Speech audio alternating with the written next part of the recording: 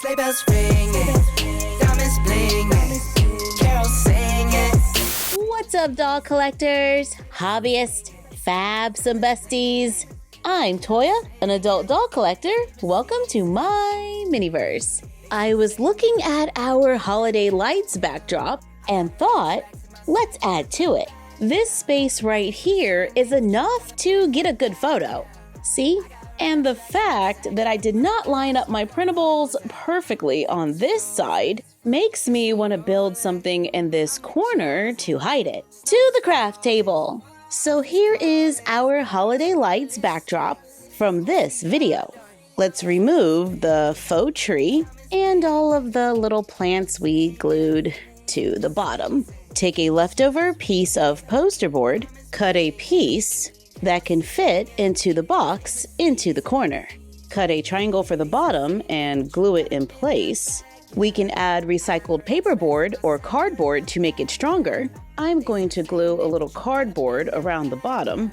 I'm using a few scraps that are about 5 inches long. I add a few to the bottom as well, piecing them together to cover the space. This is also a good time to use a few scraps of foam board as well. Let's take a few jumbo craft sticks and glue them to the top on both sides. I cut another scrap of cardboard at 6 inches that can fit across the front. Cut another triangle to glue to the top. I added another piece of cardboard for support, then glue it into the corner. Cut and glue on more craft sticks, covering the front and top of the cardboard. Let's clean up our edges with more cut pieces of craft sticks and a few wooden coffee stirrers. Inch wooden dowels onto the sides, but they stop a little before the top. So let's take another jumbo craft stick and measure it going across the top. Cut it to those measurements. Frame it with skinny sticks or coffee stirrers to make a sign that can fit across the top. But I'm not going to glue it on just yet. I think I want to create a little bit of a lip right here to give us a little more counter space. I cut another craft stick that I can glue onto the front. Glue on a few more skinny sticks for support, or coffee stirrers, to make our extension. Let's paint it. I'm using a paint and Mod Podge mixture, giving it a little sheen and allowing us to still see the wood grain. Then let's paint the sign. I made the center black and the outside brown. Then I use a little white paint to add letters.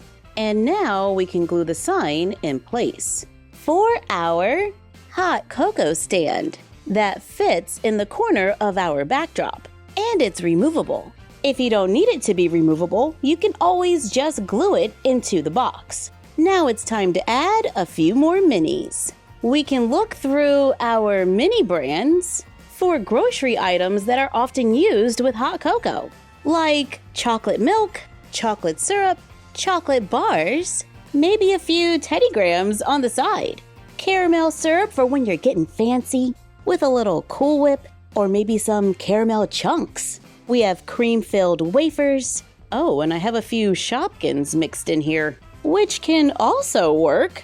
And there is a little Shopkin inside that looks like a cup of hot cocoa, and it's kind of perfect.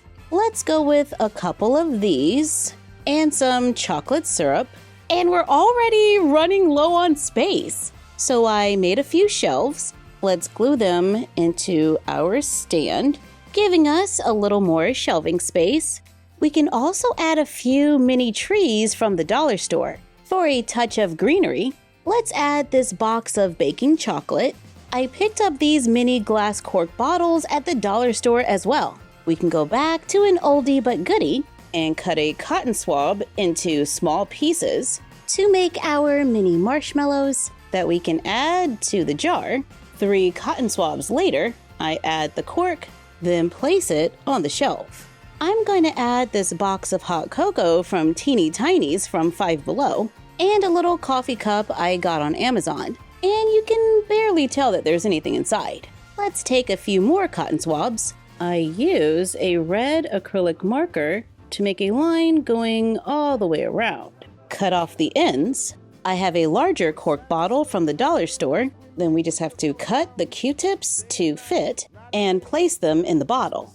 For candy canes, I place the leftover pieces in a smaller bottle so we don't waste. Let's add that bottle of chocolate syrup from Mini Brands. Take some leftover paperboard, cut 2 by 2.5 inch rectangles, glue them together, glue coffee stirs around the edge. For a frame, we can also glue them around the edge to make a tray. Paint them. You can have fun and paint them whatever color you want. I painted the tray red, then cut a small piece of ribbon and glue it on top. Add 2 mugs, maybe a few of our toilet paper cookies, another mini tree, maybe some Mini Brands. And since this is a double, I'm just going to add a little hot glue and glue it to the tray. Let's cut a few marshmallows, add a little paint and Mod Podge to the cups, add the mini marshmallows, paint another cotton swab like a candy cane, and allow it to dry.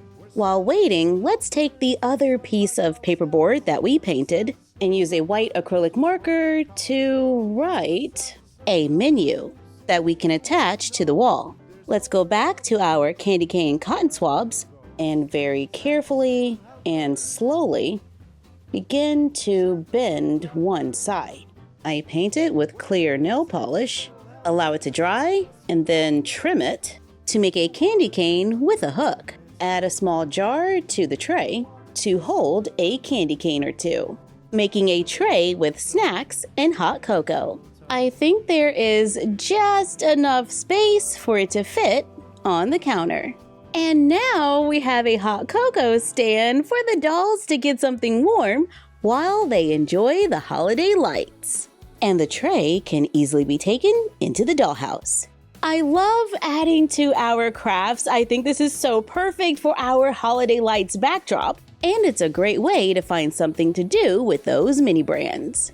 Thank you for joining us while we made a hot cocoa stand. Like, comment, share, and subscribe.